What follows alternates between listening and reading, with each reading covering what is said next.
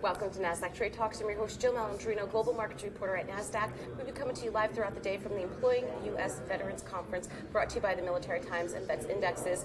Joining me for this segment, we have Palisoul. She is the Chair of the Veterans Roundtable for CFANY. We're going to talk about Veterans ERG groups. Thank you so much for joining us. And you had mentioned in your talking points that for Fortune 500 companies, Veteran ERG groups, it's a must.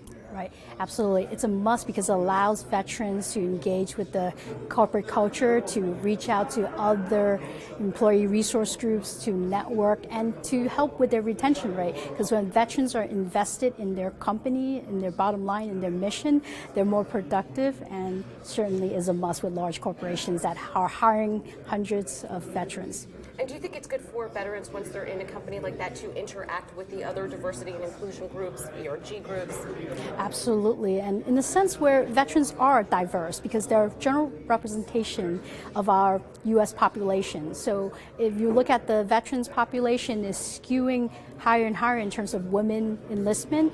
The women population is the fastest growth within the military and within the veteran space. And when you're talking about those who are working in the civilian corporate sector, we're talking about close to 50% of the veterans population that are under the age of 75.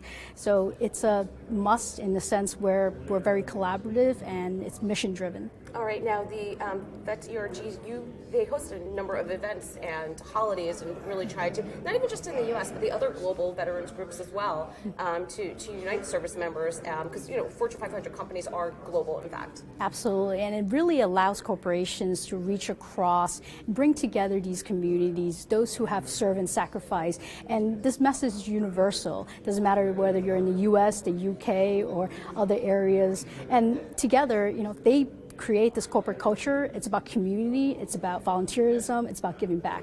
All right, and it's also about being liaisons and to serve as a corporate ambassador to various government agencies and, of course, the VA.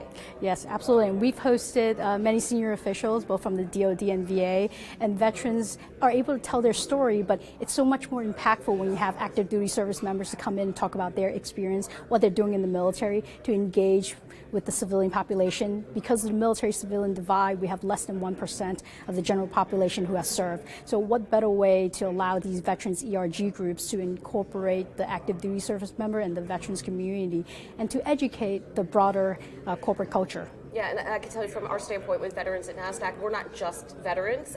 We have supporters and advocates that are part of the group as well. So you get a really well-rounded mix of opinions to help support veterans and also to get the experience that veterans bring to the table from military service. Yeah, and when you're talking about that diversity inclusion aspect, it's so important in the sense where, the military moms, the spouses, the dependents, they also sacrifice. So it's important to veterans ERGs to incorporate them as well. And they are really the unsung heroes of America. Yeah, we're definitely going to cover that over the next couple of guests that we have coming on.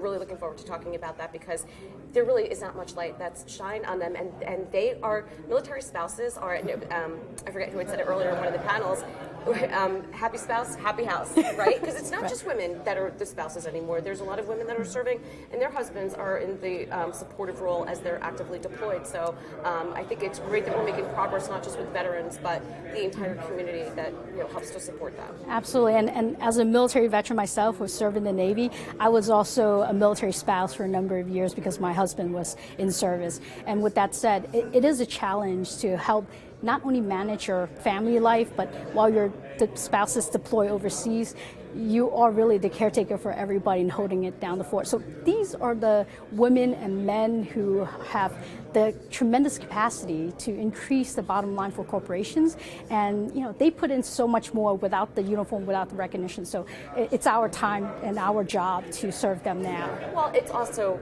a career challenge, right? Because if you are going wherever your military spouse is deployed, maybe you only get a year or two at a certain job, and that can hinder your career progress because there's no longevity there. So it's challenging. Yeah, and I want to thank a lot of the companies that are part of the Veterans of Wall Street community that are coming together, creating flexible roles for these military spouses to continue to work for these companies as they transition from PCS move to different military spaces and out of the military. It's a strain on the family when you're stuck with one single family income when majority of Americans nowadays have dual income families. So we want to help them lift them, uplift them in the sense of recognizing what they contributed to the military, to a country, and to a service. Okay, well, thank you for your service and thank you for joining us at the conference. Thank you as well. And thank you for joining me on Trade Talks. I'm Jill Malandrino, Global Markets Reporter at Nasdaq.